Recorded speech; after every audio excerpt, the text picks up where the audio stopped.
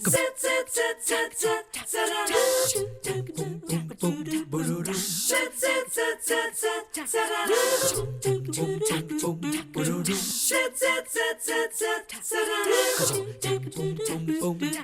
morning. Always nice to begin our morning with you here on 3+U. And if you are feeling in a good mood, that is wonderful. What a blessing for you. If you're struggling a bit this morning, I think we're going to be able to put a smile on your face today because Charles Miller is on the show with us to kick things off. He, of course, is here with Scenic City Neurotherapy, and I sat down to talk with him thinking that we might be talking about the ketamine treatments that you do or the other ways you have of helping people when they're going through some depression and PTSD and that type of thing.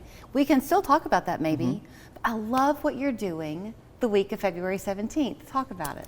February 17th, we're kicking off our Random Acts of Kindness Week. There are a lot of places around the country and around the city that do different things. We've collaborated this year with the Chattanooga Lookouts at several different events over that week, and we are doing our best to try to put goodwill out into the community where we can. We find that statistically, people that not only the recipients of goodwill, but witness these acts of kindness are more likely to pass them on. You're the second person I've talked to in several days who's doing this. I'm sure there are many more. It just hasn't come up in conversation. Your wife is here, and she was quick to sit up and say, oh yes, and we're doing this, and we're doing this. And was it last year you brought flowers to people, and you put money in the parking meters? And just little niceties around town. But it was just so fun to watch her get excited to tell what you did. It's really an addiction of its own, don't you think, Charles, doing something for somebody? It's just good for our mental health. When it's the funniest thing is we think all the time that it's expending energy to do good things for others.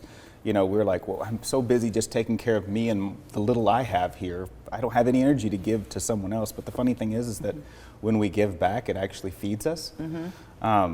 And you wanted to talk about this, not to say, hey, look what we're doing, but because you can contact them. You can call the office, you can go on social media and contact them. And if you want to join, absolutely, they can. Absolutely.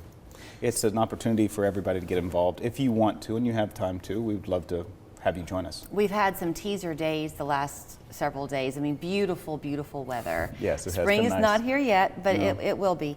And I think a lot of people really felt it when they got outside, the way it boosts your spirit. It's nature, you know, being around people. There's, you know, we're meant, I oftentimes compare us to like flowers. We like sunshine. You know, this is a hard time of year for people.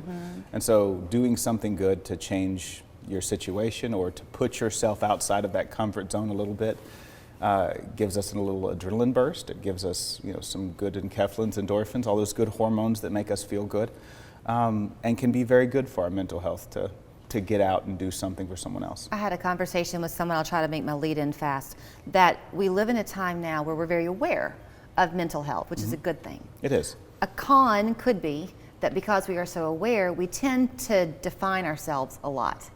These days. And that can be a problem because that can prevent you sometimes from taking a positive step forward and being in control.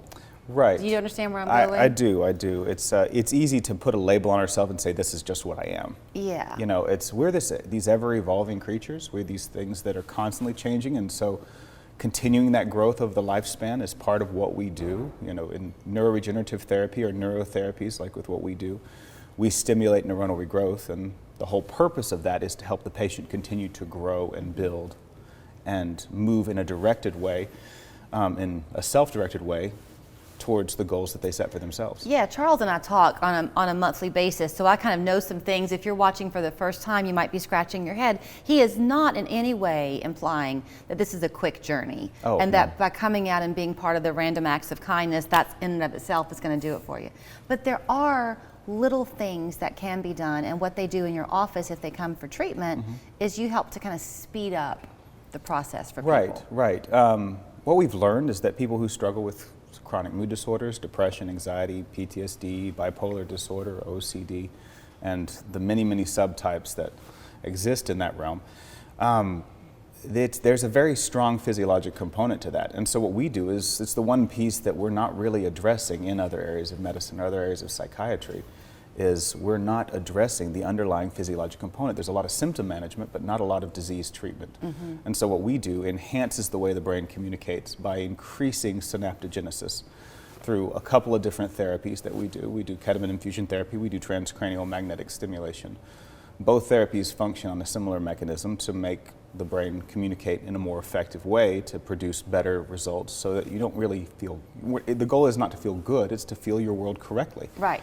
And what that means with the minute I have left is whether you come and join him for the first time that week of the 17th and go put money in the meters for people or whatever they're doing this year, or if you want to call and see about coming and talking about the ketamine infusions or whichever is the right choice for you, your brain is a malleable thing. Yes. So what you feel today, you can teach your brain to feel something different in the future. That's correct. Is that a fair way to put it? That's a beautiful way to put it. Yep. All right, so here's where you can reach him. Online at Scenic City Neurotherapy. Their phone number is 228-0579. If they want to find you on Facebook, is it just Scenic City Neurotherapy? I think it's Scenic City Neuro. Scenic City Neuro. They are very nice people. They love to educate, as he said before we went on the air this morning. They're passionate about what they do.